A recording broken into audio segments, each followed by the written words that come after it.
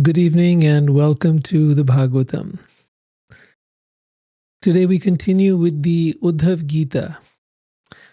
This is Krishna's last instructions as before he leaves the planet. Just like he instructed Arjuna on the battle of Kurukshetra, now he's instructing Uddhava, his dear friend. So he's been explaining it through wonderful stories in the past few episodes.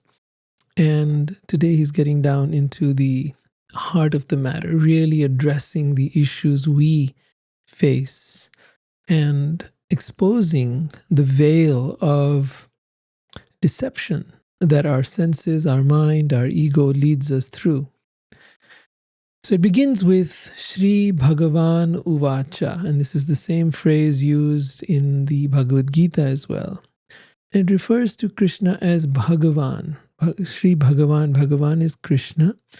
Uvacha. What does Bhagavan mean actually? It means he who is the possessor of all bhagya, bhagyavan, right? The possessor of all knowledge, of all fame, of all beauty, of all strength, of all wisdom, who possesses all of these in complete measure.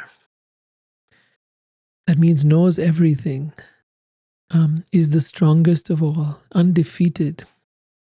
He is eternal. He is one without a second. There is no other like him. So in this way, there are so many wonderful qualities of Bhagavan. And so to refer to him as God is sometimes completely inadequate because the concepts of God that we have in present day religions are very limiting. And when you understand what it means to be Bhagavan, then a whole doorway opens up to understand that he's the source of all beauty. He's the source of all wisdom. So many qualities that we all aspire for. We all feel if somebody has an extraordinary amount of any of these qualities, strength, wisdom, beauty, power, knowledge, then we look up to them and we admire them. So Bhagavan is speaking, the supreme Godhead, the supreme personality of Godhead. And he starts off this chapter with the words Mad Ashraya, taking full shelter in me. Ashraya means to take shelter of. So when you take shelter of, it's such an important concept. What do we take shelter of? For many people, we take shelter of our family. Our family takes shelter of the society. The society takes shelter of the government. Governments keep changing. Things keep happening. And often we find ourselves in a mess. We're not really being protected. We're not really having the shelter of something that will consistently have our back. No, in fact, we're actually involved with forces that tax us heavily, that don't necessarily live up to our fullest expectations, and that cause us a great deal of grief. Likewise, we take shelter of society and we find that people sometimes are against us or discriminate against us or talk badly about us. So many different things happen. We take shelter of our family and then there are conflicts within that. So if you want the ultimate shelter, the ultimate ashray, that is the word in Sanskrit, then Krishna says, take shelter of me. Taking full shelter in me means depend on me for everything. Depend on me for your happiness, for your livelihood, for your sustenance, to be taken care of. Depend on me 100%. And then what happens? I will take care of you. It's not that you think you're the doer, you're doing this, you're great. When things go good, I did it, and then when things go bad, no, God doesn't seem to be too pleased with me. Not like that. Mad Ashraya means take full shelter of me, means completely depend on me. Do what you've got to do your work, do what has to be done, but leave the results to me. Depend on me, trust me. Most important, trust me. So he says, taking full shelter in me, Then he says, swadharmeshu, with your mind completely fixed in devotional service or bhakti. One should live a calm atma without personal desire and practice the social and occupational system called varnashram. So let's talk about that idea. One should live a calm atma without personal desire. How in the world am I going to live without personal desire? We all have desires, ranging from desiring something to eat, to desiring a little pleasure, to desiring a little happiness. I mean, don't we all desire that? Don't we all deserve that? Don't we all feel that, it's our right to have a little bit of pleasure, a little joy? I was talking with a friend the other day, and she was telling me the purpose of life is just to enjoy the simple pleasures of life. The raindrops, the fluttering of the leaves in the wind. Yes, it's very poetic to say all that. But these are just different forms of desire.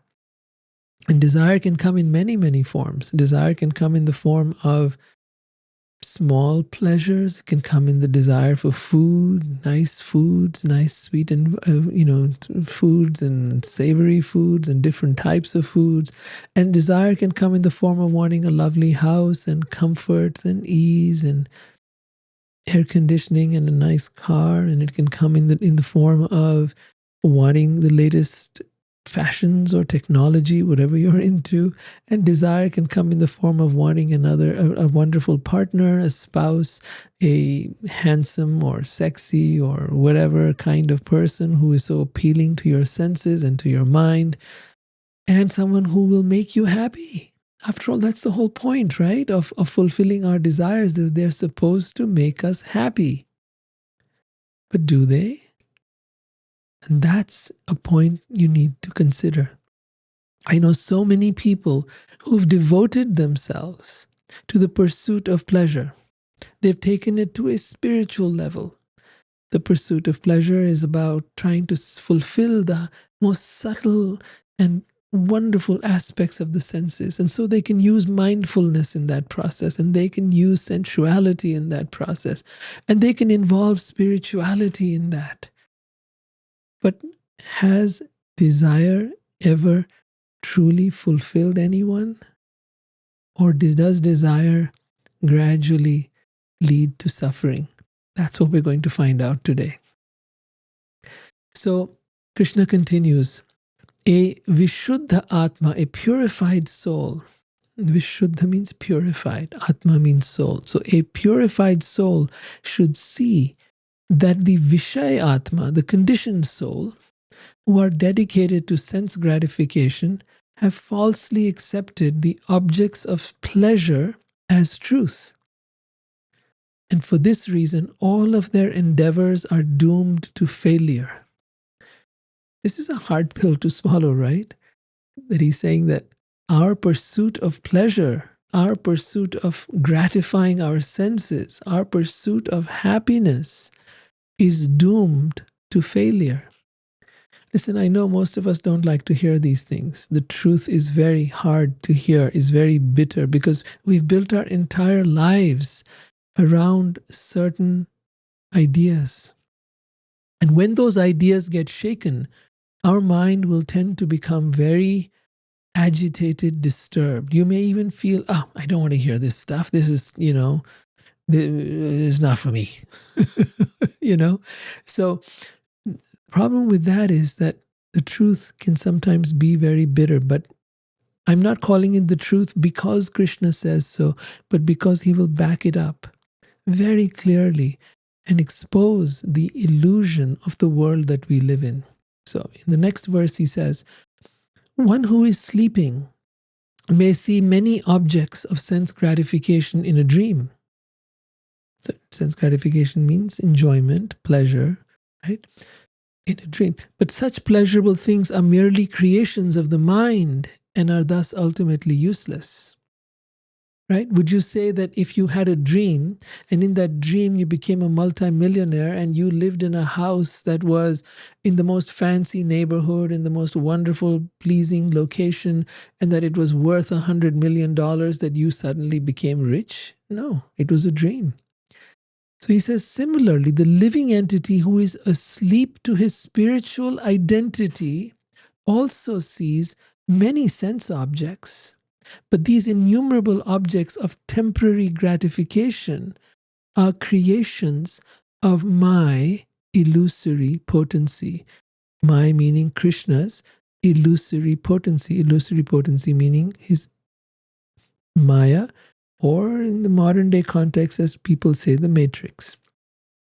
So that illusion that is woven in this world, these things will give me happiness, these things will give me pleasure, and we have based our existence upon them. But Krishna says here that these innumerable objects of temporary gratification are creations of my illusory potency and have no permanent existence.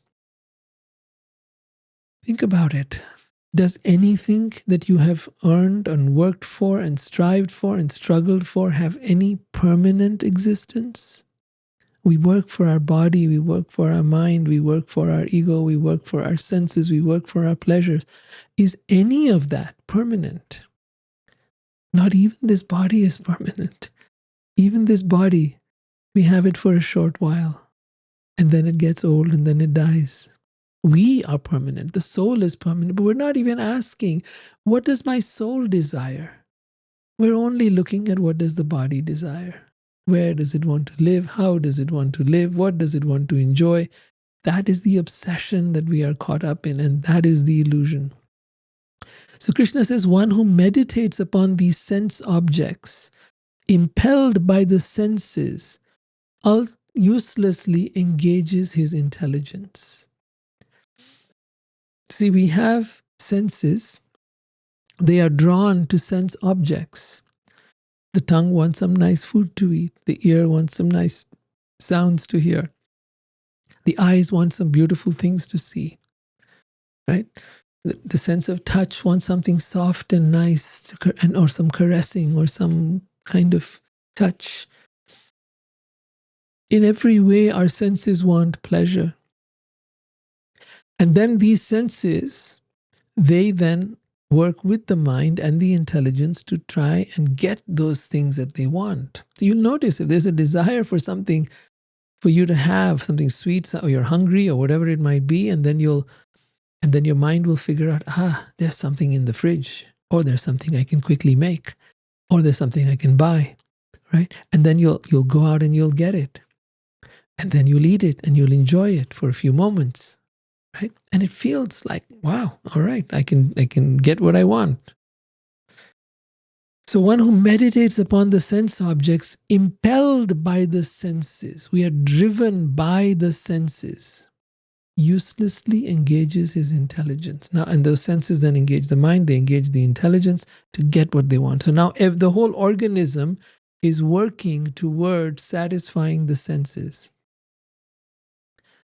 Spirituality actually is very different than that. It's about learning how to control the senses, control the mind. Krishna describes it like a turtle or a tortoise that brings its limbs within, withdrawing the senses and focusing on that which lies within, becoming more aware of this inner presence of the soul and its connection with God. The more we become focused on that inner world and learn how to connect with it and live from there, the more we advance spiritually, not by chasing our senses and chasing sense objects. In the Bhagavad Gita, Krishna says in chapter 2, text 41, Vyavasayatmika buddhir. So that intelligence, that is Vyavasayatmika. Ekeha kurunandana. So I'll explain it to you in a moment. Bahushakha hi anantascha budayo vyavasayinam. Those who are on this path, so those who are on the truly spiritual path, are resolute in purpose, and their aim is one. So if you really want to advance in spirituality, then this is the clear indicator. You need to make your resolution that this is what is most important in my life. My spirituality is the most important thing in my life. He says they are resolute in purpose and their aim is one. So, you know how most people ask, well, I don't know what my purpose is. No, your purpose is this. The spirit is your spiritual path, is yoga, is uniting your soul with the Supreme Soul. Yoga means to unite. So when you unite, you connect with that Supreme Soul or God, then you have come into your Swadharma. That is your eternal position. That is your eternal relationship. Jivera Swarup Hoy Nitya Krishna Das. So those who are on this path are resolute in purpose. Their purpose is God. Their purpose is that spiritual connection with the divine. And their aim is one. The intelligence of those who are irresolute is many-branched. So see, you come to spirituality and you think, yeah, I'm interested in learning these things. I'm interested in knowing who I am. I'm interested in knowing who is God. But, I have many other desires too. I want to enjoy things. What else is there to do in life, right? The whole point of life is, as some have said, eat, drink, and be merry. Enjoy. And people will say, I want to see my children happy. What is happiness? Is this working hard day and night and then getting a little bit of happiness at the end of the day, or working hard Monday to Friday and then finally you get the weekend to enjoy? Is that happiness? Where you've devoted so much of your energy and your life to some place where you will earn money. With that money, you will then go and you will have a couple of days off to be able to enjoy. And even in those couple of days, you'll have to do household chores, you'll have to do grocery shopping, you'll have to do so many mundane things. And maybe you'll get to enjoy just a little bit. So, in the next verse, he says, one who has fixed me within his mind as the goal of life should give up activities based on sense gratification. So again, very clear here. Very, very clear. He, Krishna, the Supreme Lord, the Supreme Being, is the goal of life. We have many goals, right? We'll ask, what are your goals? The New Year comes around and okay, what are your goals? And very often we'll write them down and then we'll, probably not do 90% of them. That's the big joke, right? But what is the goal of life? What is the purpose of life? Is it just to enjoy our senses, or is it really be on the spiritual path? And if you're going to be on the spiritual path, are you going to dilly-dally? Are you going to, a little this and a little bit of that and a little that and the other, and come on, can't completely get into this. It's not, I've got so many other things I need to do, so many responsibilities, so many duties. Yes, you do. You don't need to give up your duties. You don't need to give up your responsibilities. And you actually don't even need to give up enjoying. You simply need to know that the Supreme Being, God, is the ultimate enjoyer. And that everything in this world can be enjoyed with Him, through Him. But when we try to enjoy separately, then we are like a thief. We're trying to take that which is not ours and enjoy it for ourselves.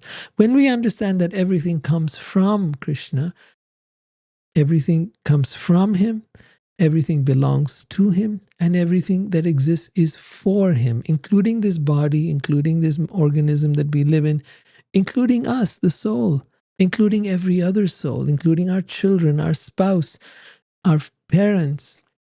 They are all for His pleasure, for His enjoyment. When we understand that, our house is for His enjoyment, our car is for His enjoyment, the food we eat is for His enjoyment. When we understand that, and we offer these things to Him, this is your house, your car, your food, you enjoy. I will also enjoy. But you are the servant and He is the master. That is the big difference. When you simply make that relationship, He is the Parameshwar, the supreme controller. He is the master of everything. Without him, nothing would happen, nothing would work. Your body would not be able to even stand up. Your eyes would not be able to see. He is the energy through which you are able to do anything at all. And without the Shakti, without the power that he gives you, not a word will come out of your mouth. Nothing will register in your senses. Nothing will work. He has given you all that, not so that you may keep on running away from him, or you may keep on abusing him, or you may keep on, he will still keep giving it to you, but his deepest desire is that you will come to him, that you will connect with him, that you will love him. So he's saying, one who has fixed me within his mind as the goal of life should give up activities based on sense gratification and should instead execute work governed by regulative principles for advancement. So there are principles by which one can advance spiritually. As I said, everything that you do in this world, you can do it for God. Like that lovely song, everything I do it for you. You might have heard it way back. And it's the same idea. This is what love does. Everything I do it for you.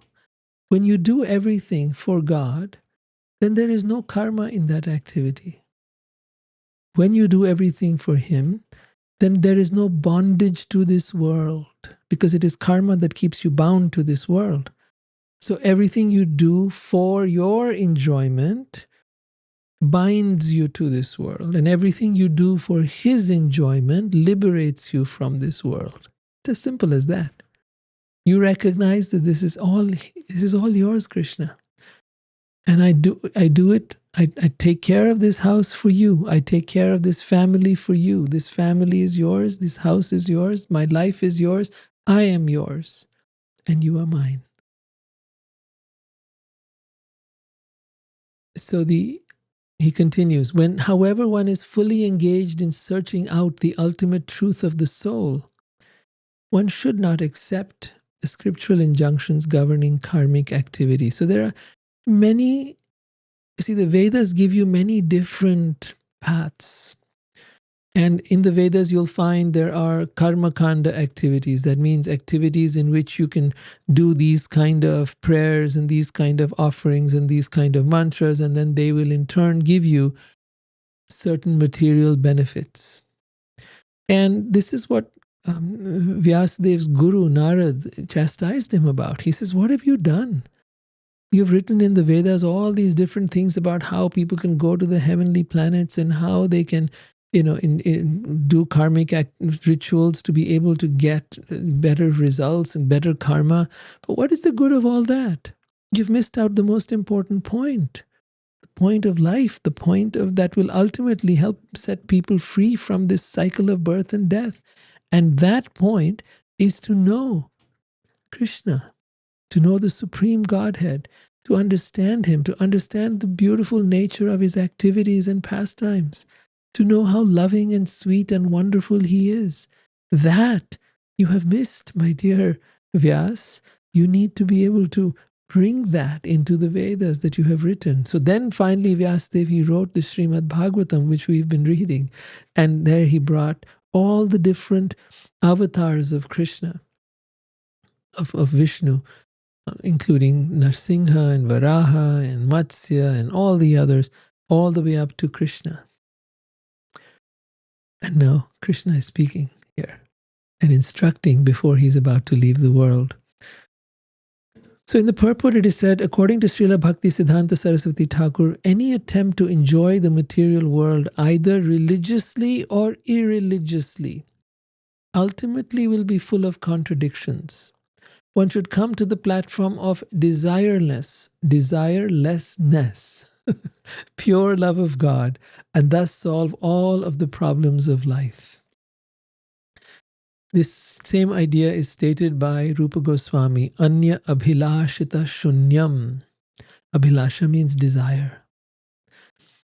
Anya, and means any, miscellaneous, etc. Anya Abhilashita Shunyam. Shunya means zero. So one must bring one's desires to zero. How do you do that? It's impossible. We all have desires. It is absolutely impossible what Krishna is saying here. You know how it's possible? How the impossible becomes possible? Let me give you the secret. By His mercy, by His grace, only by His grace. By His grace, we see the results of desirelessness coming into us. We see that we start losing. See, Krishna says, as they surrender unto me, I reciprocate accordingly. The more we actually submit and surrender to Him, the more He helps and supports us. The more we see ourselves as independent, the more we see kartaham iti manyate, that we think that we are the doers, whether it is doing service to Him or whether it is doing service for ourselves. Either way, as long as we are thinking we are the doers, we're not going to make much progress spiritually. Or materially, you'll get whatever you'll get according to your karma. But kartaham iti manyate, we think that we are the karta, the doer. Karta aham, I am the doer. And this is the heart of what we have to give up, that I am the doer. Everything is being done by Him. We have got desire. And that desire is then everything, then the modes of nature are working through us to make us fulfill those desires. But as such, everything is based on this one word, desire. What do you desire? When you desire the supreme Godhead, you desire the ultimate truth, the absolute truth, then you shall have Him. And when you have Him, you have everything, because He owns everything. Everything is His. When you have Him, there's nothing further to be had. When you have Him, you have got the source, the fountainhead, the ultimate reality. And in Him, there is no more stress, no more tension, no more worry, no more struggle, no more birth and death, no more coming into this world again. So he says one should come to the platform of desirelessness. This is what it is not that we become desireless, actually. We shift our desire from desiring the world to desiring Krishna. That's all. That is the only way that we can achieve this. Through pure love of God. Pure love of God means it is not mixed with our selfish desire. Even the desire for liberation, for moksha, for nirvana, for salvation is a selfish desire. It is not pure love of God. Pure love of God is you let go even that. Even the desire for dharma, for artha, that is dharma meaning all your duties, responsibilities, righteousness, artha meaning desire for wealth, kama, enjoyment, and finally even letting go moksha. That's why Krishna says, or liberation. That's why Krishna says, sarva dharma parityaja mamekam sharanam braja. Give up all forms of dharma, all duties, all responsibilities, including the four kinds of dharma, artha, kama, and moksha. You let go all of that. Mam ekam sharanam braja. Mam means me. Ekam means alone, one. Me alone, surrender. Sharanam braja. Mam ekam sharanam braja. So that, and then he says what? I will give you moksha. I will give you liberation. I will give you salvation. I'll take care of everything. You just do your part. See, the problem is we have become too independent of Him. We think that, no, I have to solve my problems. I have to take care of myself. It's not true. Let's continue. He says, one who has accepted me as the supreme goal of life should strictly observe the scriptural injunctions forbidding sinful activities, and as far as possible should execute the injunctions prescribing minor regulative duties such as cleanliness. So let's go over this for a minute. So one should observe scriptural injunctions forbidding sinful activities. So sinful activities in this Kali Yuga, in this time that we live in, are described as four. meat eating, intoxication of all kinds, drugs, alcohol, all that kind of stuff.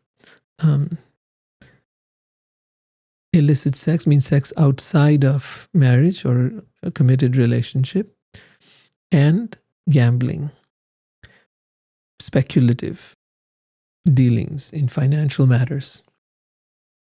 So, by the way, feel free to ask any questions if you have any. I'd be happy to answer them later. Yeah, so he says, one should strictly observe the scriptural injunctions forbidding sinful activities, and as far as possible should execute the injunctions prescribing minor regular duties such as cleanliness. So yes, you need to make sure you observe cleanliness and so on. But most importantly, he says, one should approach a bona fide spiritual master who is full in knowledge of me as I am. A spiritual master who is full in knowledge of me as I am. So, but knowledge of Krishna as he is the first step. But then also who is peaceful and who is by spiritual elevation mat atmakam, not different than me. See, when one is truly connected with God, he becomes not different than God. So the Guru is considered to be the representative of God, not different than God. He is not God, but he is not different than. He is developed such a close bond with God that one can actually say he is none different than God, but he is not God. It's very, very important to understand. Just think of the ambassador of a country who comes to, let's say for a meeting. He is considered the representative of that country. The embassy is considered the house. That is literally, if you had the embassy of the UK in let's say America, then that embassy of UK is no different than UK itself. And the ambassador in the embassy is no different than the president as far as the US is concerned. He is considered the representative of the Prime Minister of the UK.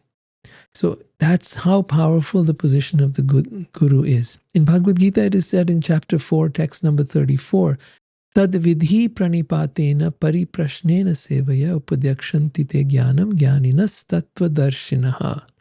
Just try to learn the truth by approaching a spiritual master. Inquire from him submissively and render service unto him. So remember this key point. Try to learn the truth by approaching a spiritual master. Inquire from him.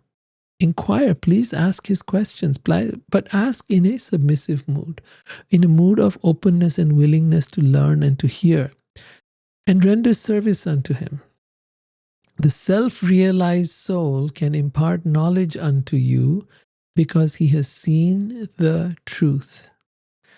So this is about realized knowledge. This is not about bookish knowledge. A person may have a lot of bookish knowledge, may know a lot of verses, may have all the study of the Vedas and so on, Bhagavad Gita, this, that. But have they realized that knowledge, and are they living that knowledge? That is very important. So that's called a self-realized soul, right? In the word used in the verse that I read, chapter 4, text 34 of the Bhagavad Gita, is Tattvadarshi, one who has darshan of the tattva, of the truth. He's not just read it, he's not just heard it, he doesn't just believe it, but he has got direct experience of it. He has witnessed it. He is living it. He is the living embodiment of the teachings of the Shastra. In the purport, it is said a spiritual master should be accepted in full surrender, and one should serve the spiritual master like a menial servant without false prestige. Why is this important? Menial servant without false prestige. Actually, right there it explains it.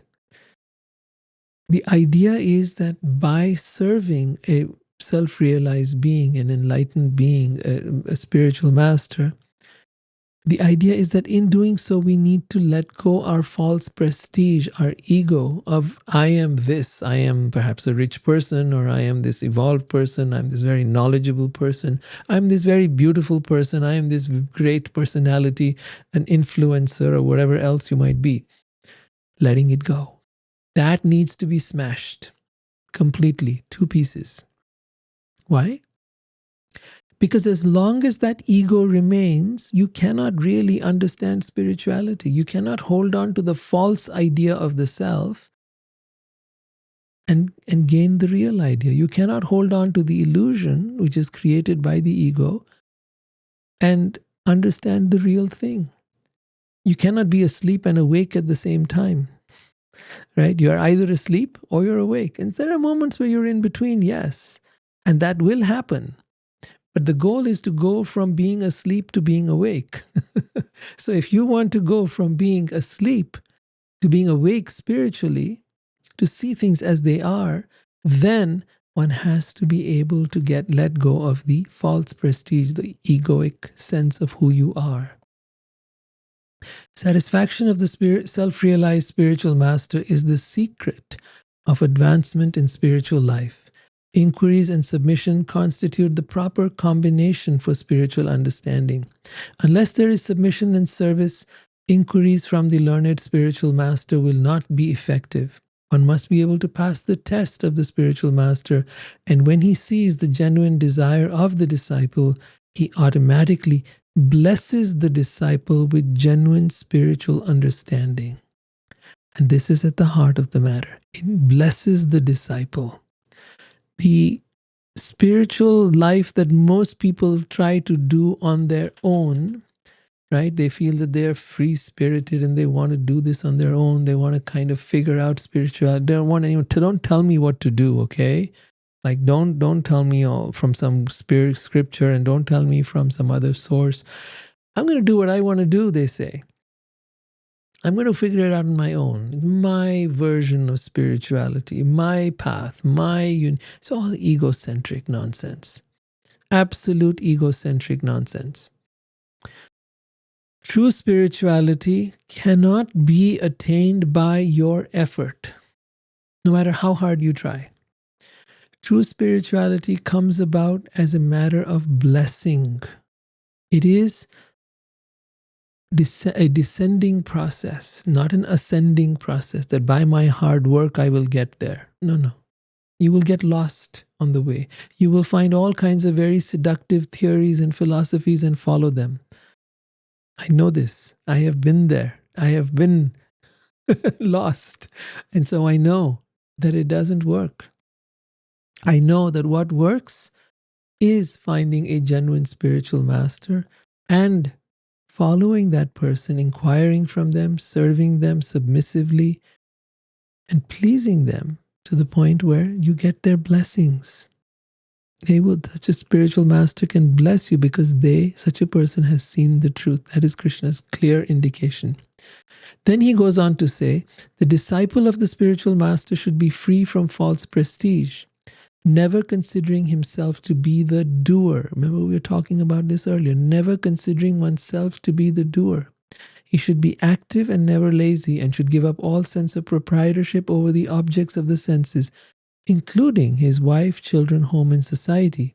He should be endowed with feelings of loving friendship towards the spiritual master and should never become deviated or bewildered. The disciple should always desire advancement in spiritual understanding, should not envy anyone, and should always avoid useless conversation. So it's really important that along with understanding the qualities of the spiritual master, and by the way, the next session that we'll have, the next chapter that we'll be reading, we'll talk a lot about the qualities of the spiritual master. So it's very important to be able to recognize the right person. Because there are many who go around acting as guru, pretending to be guru, but not necessarily having the qualification, and we don't know the criteria by which to be able to evaluate. So it's very important that we evaluate the guru just as much as the guru needs to evaluate the disciple. When the guru is able to see that the disciple is truly deserving, that is when the guru blesses the disciple. So that's what's being said here, that these are the qualities that one should have to be a worthy disciple, right? This letting go of the sense of proprietorship over the objects of the senses, including family, home, society, loving friendship towards the spiritual master, and never becoming deviated or bewildered. The disciple should always advance and desire advancement in spiritual. So the spiritual master has to see that you're hungry, desirous, keen, and at the same time not envying anyone, and always ready to avoid useless conversation. Wow, that's a big one. In the purport, it is said, no one can claim to be the permanent proprietor of his so-called wife, family, home, society, and so on. Such material relationships appear and disappear like bubbles on the surface of the ocean. Wow. No one can claim to be the creator of the material elements. I mean, let's go back for a minute. Yes, all that you think hold as so important right now, your partner, your family, your home, your society, everything you have, at some point you leave it all and you go to the next life. And in the next life, again, you have a new set of family, a new home, a new society, a new possessions, car, house, bank balance, etc., etc. And then you die and you leave that behind. And then you go to another life, and then you repeat the same cycle all over again. And then you leave that behind. Then you go to the next life and you have another whole set of the same wife, family, children, home, society. And then you leave that behind. So which one of them is yours? Which husband, which wife is yours? Which child is yours? Which home is yours? Which society is yours? Because all of them have come and gone. You are none of that. That's the point we need to get. So he says, such material relationships appear and disappear like bubbles on the surface of the ocean. You know how bubbles are, right? They just for a little while and then pop, on. No one can claim to be the creator of the material elements that produced one's home, society, and family. You can't claim to be the creator of the material elements with which your home was made. If it were a fact that parents were the ultimate creators of the bodies of their children, then children would never die before their parents. Their parents would simply create new bodies for the children. See, if you had the ability to create the body, you could create a new body for your child. If like a child who's sick and having a problem and might die, you just create a new body for them. But you never created this body of the child. Similarly, parents would not die because they would create new bodies for themselves to replace the old ones. Not possible, because you never created this body. If you never created it, then who did? Actually, God creates everyone's bodies as well as the material elements from which we build our material societies. Therefore, before death drags these things out of our grasp, we should voluntarily engage them in the loving service of the spiritual master. So notice what he's saying. Before death takes these things out of our grasp, we should voluntarily engage them. Engage them means use them. Don't give them up. There's no need to give up your body. There's no need to give up your possessions. There's no need to give up your family. Simply engage them in the loving service of the spiritual master, who is the bona fide representative of Krishna. Then such material objects, instead of causing lamentation, will be the cause of happiness. See, it's just as simple as that. It's not that you give up anything. And that's our fear, is that, I'm being asked to give up things. No, you're being asked to give up the false notion that anything is mine. That's the only peace. When you recognize that everything is yours, O Krishna, everything is yours, my beloved, then there's no problem. You're living in his house. You're driving his car, and you do it for him, with him. He'd be happy to join you on that beautiful road trip that you're taking, or in that house you've bought. Use everything you have to serve him. That's the idea. And how to do that? That's where the spiritual master comes in, who can guide you. Then Krishna continues, one should see one's real self-interest in life in all circumstances and should therefore remain detached. So real self-interest means spiritual advancement. And therefore remain detached from wife, children, home, land, relatives, friends, wealth, and so on. So the word here is detach. Detach means recognizing that this is not mine. That's the simple word that has to be dealt with. That this is mine. This is my wife, my children, my home, No, that's what we let go of. Everything is yours, Krishna. Recognize that simple, easy to understand concept. But it's a big shift. I know. And even in practice, it will, get to us when we get our salary. We'll think, oh, this is mine. Now I have so much money. Oh, I can enjoy.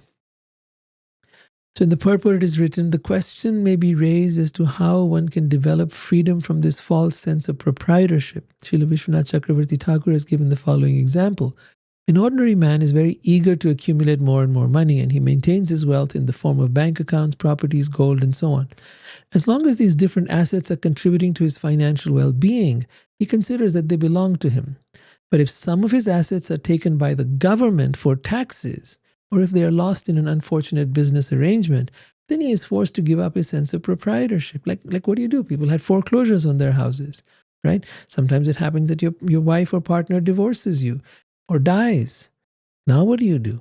How is it yours and how can you hold on to it? If it really was yours, you'd be able to hold on to it, but you can't. Or that person or that thing, you can't. So he says, in the same way, everyone should be intelligent enough to observe that one's sense of ownership over innumerable material objects is not permanent. Therefore, one should develop detachment from these things. If one does not cultivate a loving feeling of friendship for the Supreme Personality of Godhead, Sri Krishna, and his pure devotee, the spiritual master, one will undoubtedly be entangled on the material platform with no hope of permanent happiness. Then Krishna continues, just as fire which burns and illuminates is different from firewood, which is to be burned to give illumination, similarly the seer within the body, the self-enlightened spirit soul, is different from the material body, which is to be illumined by consciousness. Thus the spirit soul and the body possess different characteristics and are separate entities. So our illusion is that we think this body is me. But he says, gives a lovely example here that fire burns and illuminates. But that fire is different from the firewood from which it comes. Similar, the seer and the body, the self-enlightened space. Yeah, so this soul that enters into, the soul that is within your body is what gives the body life. Without it, the body has no life. This body has never been alive. It is only alive because the soul is present within it. Otherwise, it is just a lump of matter. But we have made this lump of matter our everything. The soul is within it. And it's the soul's presence that's lighting it up. It's that soul's presence that is coming through your voice, through your eyes, through your energy, through all aspects of your being. And if you don't know the soul, like you say, oh, I want to find my soulmate, but you haven't found your own soul. You need to find that first. Just as fire may appear differently as dormant, manifest, weak, brilliant, and so on, according to the condition of the fuel, similarly the spirit soul enters the material body and accepts particular bodily characteristics. So again, everybody has so many different qualities, but those are all dependent upon the soul being present. And the kind of body you have is really connected to your karma. The kind of body you have, whether it's ugly or beautiful, whether it's smart or stupid, is all a product of karma. Then he says the subtle and gross material bodies, the subtle body meaning the mind, intelligence, and ego, and the gross meaning the physical body, are created by the material modes of nature, which expand from the potency of the Supreme Personality of Godhead. Material existence occurs when the living entity falsely accepts the qualities of gross and subtle bodies as being his own factual nature. This illusory state can be destroyed by real knowledge. So while you might be finding this a little difficult to grasp, this is the magic pill that breaks the illusion. If you get this, you will find yourself waking up. So he's saying, the subtle and gross material bodies, mind, intelligence, ego, and the physical body, are created by the material modes of nature. So it is the influence of nature, the modes of nature, which are coming from God, which have allowed for this body to form. Material existence occurs when the living entity falsely accepts the qualities of the gross and subtle body as being his factual nature. We think this is me, my mind is me, my thoughts are me, my emotions are me, my ego, this identity of who I think I am is me, but it is not. This illusory state can be destroyed by real knowledge. Therefore, by the cultivation of knowledge, one should approach the Supreme Personality of Godhead situated within oneself. So the soul is situated within oneself, and so is God, in his form as the Param Atma, the Supreme Soul, is sitting along with the soul inside each of us. He is the ultimate witness, while the soul is the one who is engaged in all these desires. The soul desires, but it is material nature that fulfills those desires. Through the senses, the mind, the intelligence, the modes of nature then act through you, fulfilling those desires for you. By understanding the Supreme Lord's pure transcendental existence, one should gradually give up the false vision of the material world as independent reality. We think of everything here as independent reality. We see ourselves as independent from everyone else, independent from nature, from the trees, from the mountains. But actually, we are all dependent reality. We are all dependent on that Supreme Lord. He is the Sarva Karana Karanam, the cause of all causes. And it is only because of him that the sun rises, because of him that the seasons are as they are. It is because of him that our bodies are able to move, or we're able to breathe, or our heart continues beating. Only because of him. We are not making this heart beat. We are not making these lungs move. We are not doing any of it. The ability to stand up even. How do you have that ability? Can you create it? No, I can't either. That's all being done by him.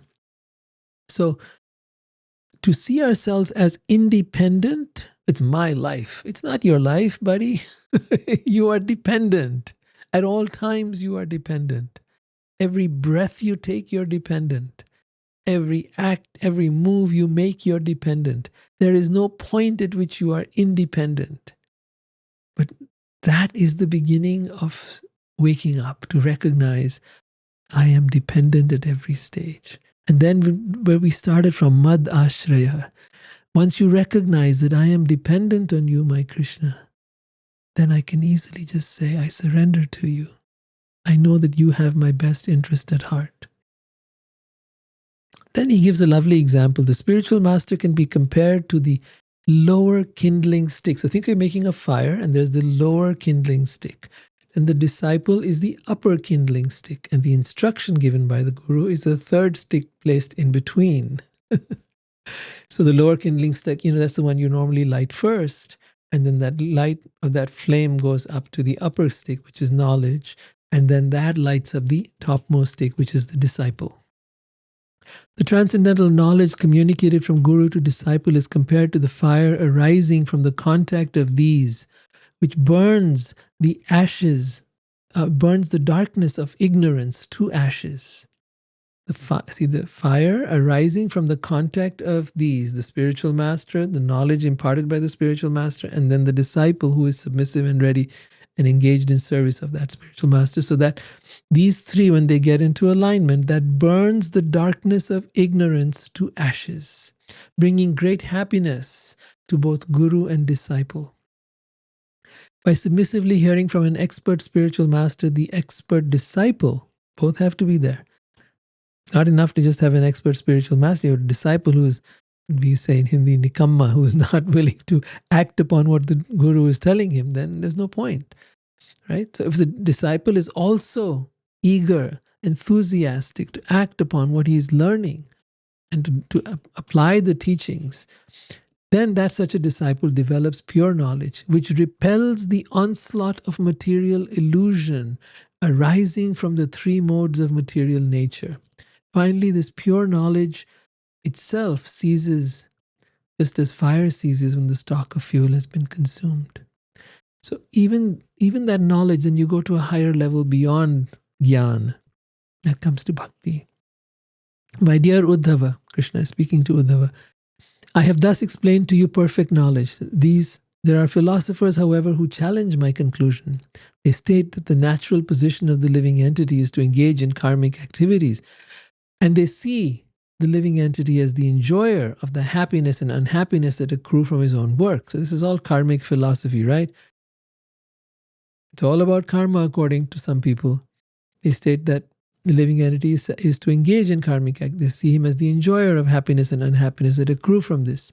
According to this materialistic philosophy, the world, time, the revealed scriptures, and the self are all variegated and eternal, existing as perpetual flow of transformations.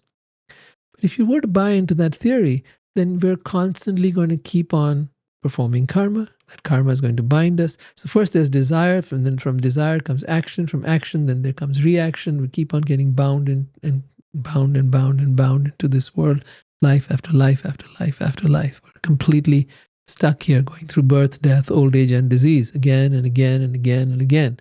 When do we wake up? Knowledge, moreover, cannot be one or eternal because it arises from the different and changing forms of objects. Again, this is all part of this philosophy of that some teachers have. Thus, knowledge itself is always subject to change. Even if you accept such a philosophy, my dear Uddhava, there will still be perpetual birth, death, old age, and disease, since all living entities must accept a material body subject to the influence of time. So he's basically smashing that idea. Although the performer of karmic activities desires perpetual happiness, it is clearly observed that materialistic workers are often unhappy and only occasionally satisfied, thus proving that they are not independent or in control of their destiny. When a person is always under the superior control of another, how can he expect any valuable result from his actions? So we are under the superior control of so many others, right? It could be our bosses at work. It could be the government. It could be our family members. It could be our own mind and senses. All of that. And then, of course, there's all the other things that are trying to impel us to buy this and buy that. Now, we have children, or we go to the store, or we look at the online shopping, and there's so many things that we desire. Our desires are in control of us. We're not in control of them. Unless we are. So when a person is always under the superior control of another, how can he expect any valuable results from his actions? It is observed within the material world that sometimes even an intelligent person is not happy. Similarly, sometimes even a great fool can be happy.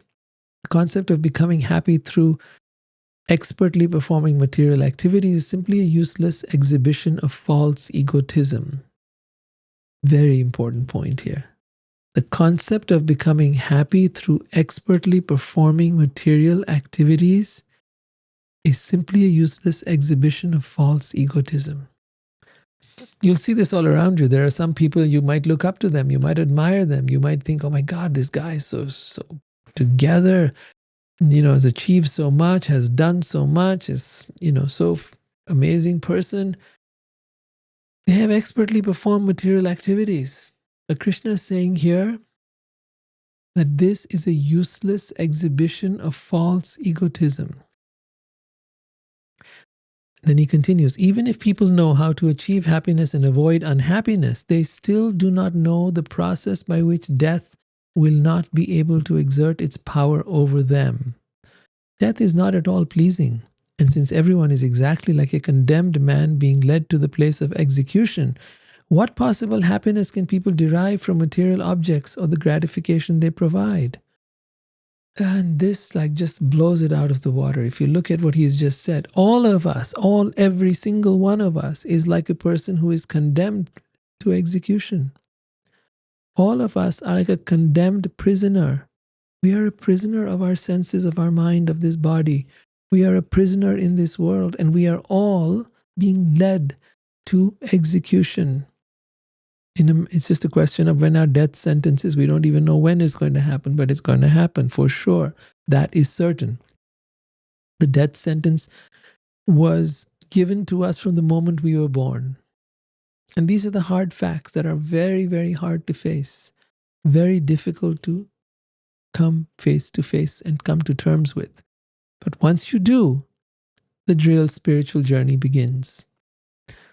Then he says that material happiness of which we hear, such as promotion to heavenly planets for celestial enjoyment, is just like that material happiness we have already experienced. So he says there's no difference between, even if you have a better situation, let's say you go to some heavenly planet, some alien place that is even better than the earth, or you get, make more money, you become a multi-billionaire, or you have all the things you want and desires you have on your life, it's no different than what you've already experienced. Both are polluted by jealousy, envy, decay, and death. Therefore, just as an attempt to raise crops becomes fruitless if there are many problems like crop disease, insect plague, or drought, similarly, the attempt to attain material happiness either on earth or on the heavenly planets is always fruitless because of innumerable obstacles. If one performs Vedic sacrifices and karmic rituals without any mistake or contamination, one will achieve a heavenly situation in the next life. But even this result, which is only achieved by perfect performance of karmic rituals, will be vanquished by time. If on earth one performs sacrifices for the satisfaction of the demigods, he goes to the heavenly planets, where just like a demigod, he enjoys all the heavenly pleasures he has earned by his performances. So, people talk about alien beings all the time, right? Krishna is telling you this is the process, this is how you get to the heavenly planets, but he's also telling you it's a useless waste of time. Having achieved the heavenly planets, the performer of ritualistic sacrifices travels in a glowing airplane which he obtains as the result of his piety on earth. UFOs, right? Being glorified by songs sung by the Gandharvas and dressed in wonderful, charming clothes, he enjoys life surrounded by heavenly goddesses. Accompanied by heavenly women, the enjoyer of the fruits of sacrifice goes on pleasure rides in a wonderful airplane which is decorated with circles of tinkling bells and which flies wherever he desires. Being relaxed, comfortable, and happy in the heavenly pleasure gardens, he does not consider that he is exhausting the fruits of his piety and will soon fall down to the material and mortal world. Until his pious results are used up, the performer of sacrifice, so one who has done all the Vedic rituals and sacrifices and so on, enjoys life in the heavenly planets. When the pious results are exhausted, however, he falls down from the pleasure gardens of heaven, being moved against his desire by the force of eternal time. Krishna says this in the Bhagavad Gita as well. He says, even if one goes to the highest of planets, most heavenly of planets, most beautiful of planets, the most wonderful, or down to the lowest, all of them are places of suffering wherein repeated birth and death take place. But one who comes to my abode, Krishna says, never returns to this temporary and miserable world. Then he says, if a human being is engaged in sinful, irreligious activities, either because of bad association or because of his failure to control his senses, then such a person will certainly develop a personality full of material desires. And we talked about things earlier, meat eating, intoxication, illicit sex, and gambling. These four primarily form the heart of sinful activities. And why they are not good is because they aggravate our senses, and they then lead us towards wanting more sensual pleasures, which then bind us to this world. So he says, such a person will develop a personality full of material desires. He thus becomes miserly towards others. You notice this all around you. People care all about themselves. What's in it for me? Not about others. You'll become miserly towards others, greedy, and always anxious to exploit the bodies of women, it says, but it can also be of men. Right? When the mind is so polluted, one becomes violent and aggressive, and without the authority of Vedic injunctions, slaughters innocent animals for sense gratification. Worshipping ghosts and spirits, the bewildered person falls fully into the grip of unauthorized activities and thus goes to the hellish planets. Again, the concept in the Vedas is not of hell as some damnation, fire, burning, no. Hellish planets means where there is greater suffering than there is on earth. And heavenly planets means planets or realms in which there is more pleasure than there is on earth. Earth is in the middle with an equal amount of pleasure and suffering. So then such a person then degrades himself and goes to the hellish planets where they receive a material body. So they have a material body. It's not like they're going to burn in fire or something. Receives a material body infected by the darkest modes of nature, the modes of ignorance. In such a degraded body, he unfortunately continues to perform inauspicious activities that greatly worsen his future, or rather increase his future unhappiness, and therefore he again accepts a similar material body. What possible happiness can there be for those or one who engages in activities inevitably terminating in death?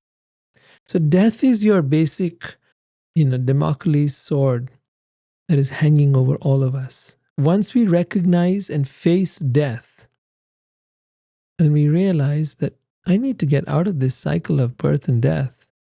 This is not working. Because whether I get a better situation or a worse situation, whether I become the richest person or the poorest person, whether I go to a heavenly planet or I go to a hellish planet, it doesn't matter. What matters is I will die. In either case. And whatever I have worked for, I will leave behind. Face that fact first. Then he says, in all the planetary systems, from the heavenly to the hellish, and for all the great demigods who live for 1,000 yuga cycles, there is fear of me in the form of time. So everybody, Krishna says, Kala asmi aham, I am time, destroyer of worlds. He destroys, not only the living entity dies, but also all the worlds are destroyed. And then they're recreated, and then again they're destroyed.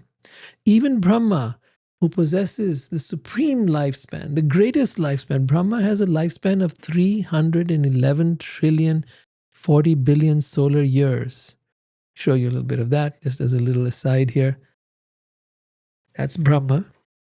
He is known to be the creator of the universe. God doesn't personally create, he delegates, and Brahma does the creating for each universe.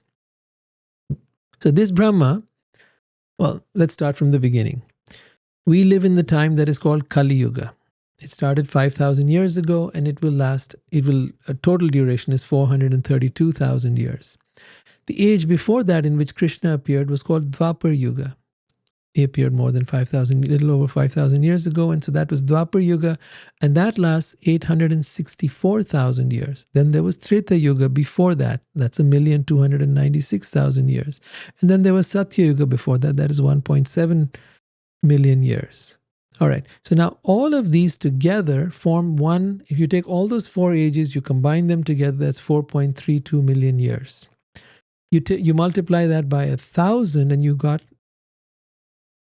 4.32 billion years, or one kalpa, which is equal to 12 hours of Brahma's life.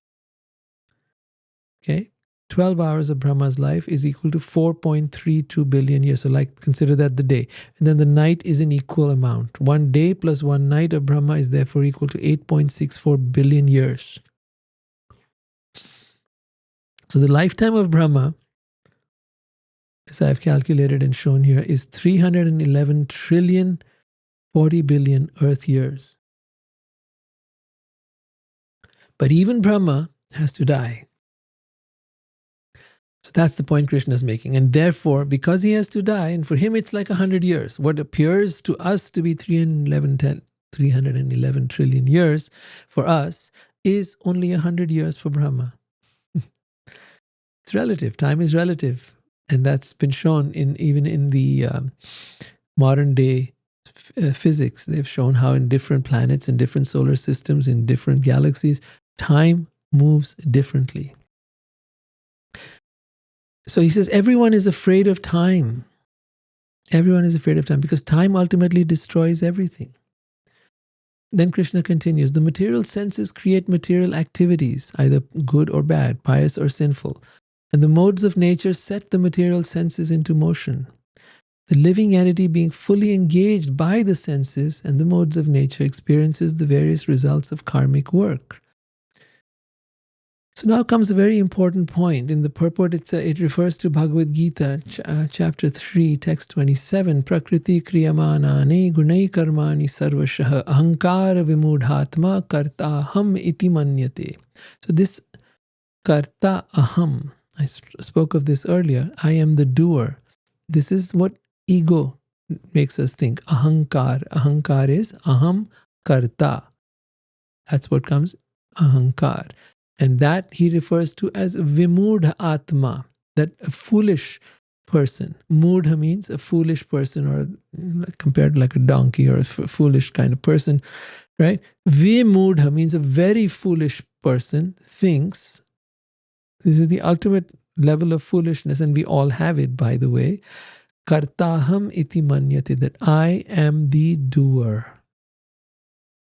The translation of this is, the bewildered spirit soul, under the influence of the three modes of material nature, thinks himself to be the doer of activities which are in actuality carried out by nature. It's not that God is personally running the show, and not a blade of grass moves without the will of God.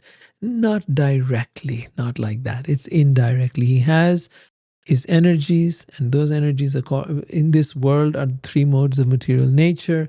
And those modes, goodness, passion, and ignorance, they are, let's just show you a little bit of what that is. You have goodness or sattva gun, passion or rajagun, and ignorance or tamagun. So you have three modes of nature: goodness, passion, and ignorance. Right? And so that's what's being referred to here. See, we desire. Let me explain to you how this happens. You look at something, it becomes what you desire. That thing could be as simple as, I don't know, some food. That could be a particular object of clothing. It could be an object of technology. You want that phone, or you want that something, right? I remember the times when I would watch way back when the iPod came out, like, oh my God, I'd love to have one of those. And then I worked my way towards it, and then I bought one. Same with the iPhone when it came out. And, it's just one object of desire after another. It never stops. And the next model comes out, and I want that one. Oh, this car or that.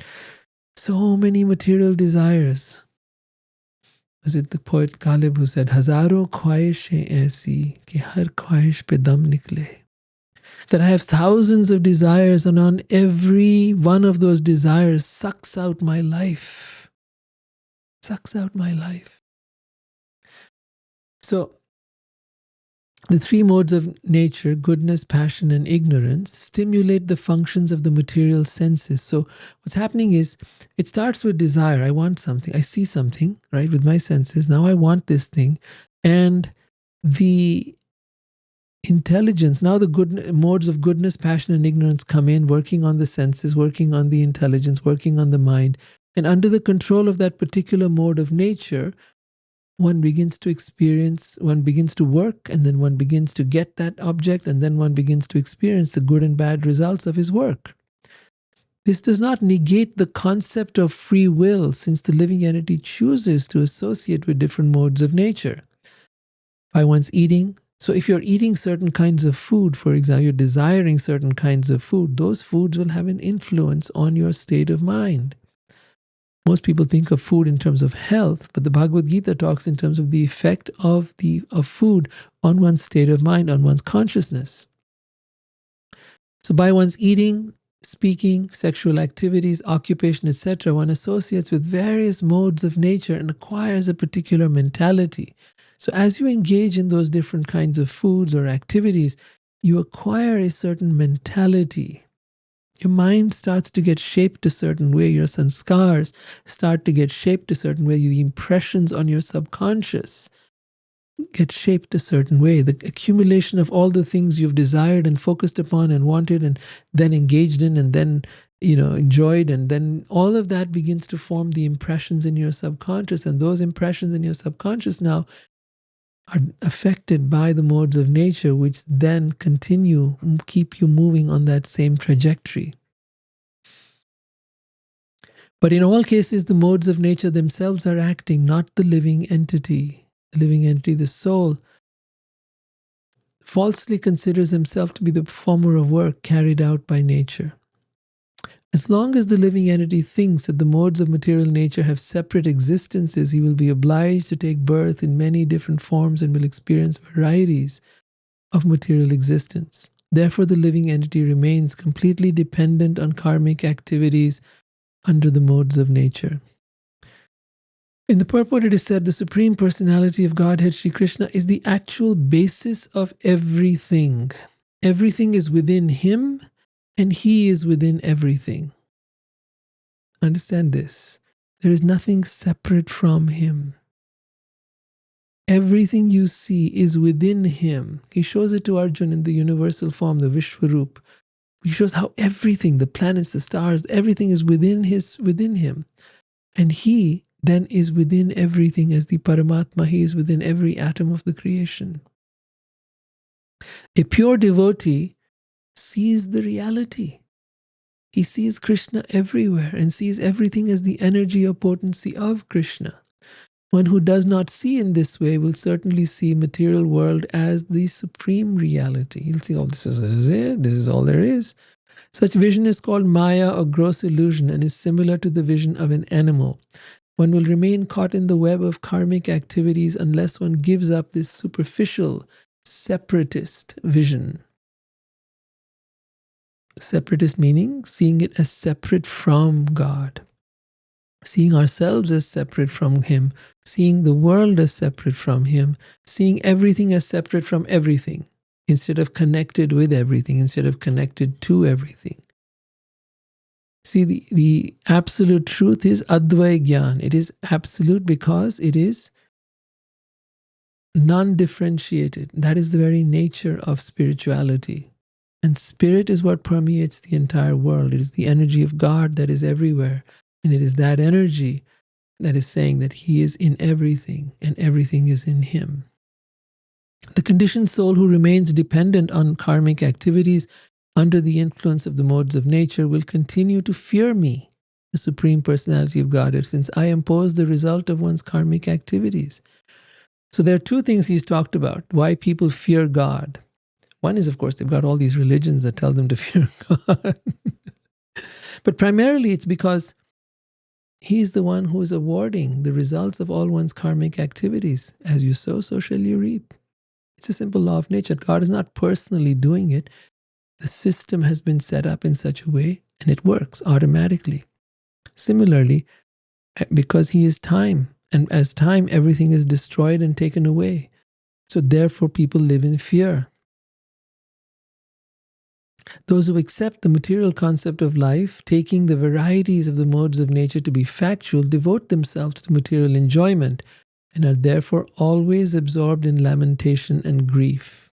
Now you might say, wait a minute, not everybody is absorbed in lamentation and grief. What are you saying? How is that? And the truth is, every one of us is in the process of lamenting and grieving. Right now we are hoping, we are wanting, we are desiring. Every desire comes with a loss. When you gain something, there will also be a loss. Firstly, to gain it, you will have lost a lot of your time, energy, resources, etc. Then when you have it, there's always the fear of losing it. And I mean, think about it. People want to have a particular partner. They desire so much to have that one soulmate, that wonderful partner who's going to, fulfill them in every way. All right. So they really look everywhere. They go through so many different experiences, maybe sleep with so many people, maybe meet so many people, maybe date so many, whatever it is, whatever process they go through, right? And ultimately they find this person. Okay, now out of 8 billion people, I found my one. Now, you're afraid of losing this person. With so much hard work, you found this person. Now, what if some other person finds him or her attractive? And what if that some other person seduces your partner and tries to take them away from you? So you're always living in fear. And if anything goes wrong, now there's lamentation and grief. If everything doesn't work out the way it is, if he's looking at somebody, she's looking at somebody, if they're somewhat flirting or if somewhat, spending more time with or whatever else it could be, again, there's fear. And therefore lamentation and grief. So what appears to be everything's okay, yeah, we're fine, we're great, we're amazing. No. Every moment is a moment that is preparing for lamentation and grief. That is because we have the wrong concept of life. We think this person is mine. We think this person is going to give me happiness, is going to make me happy. No, they're not.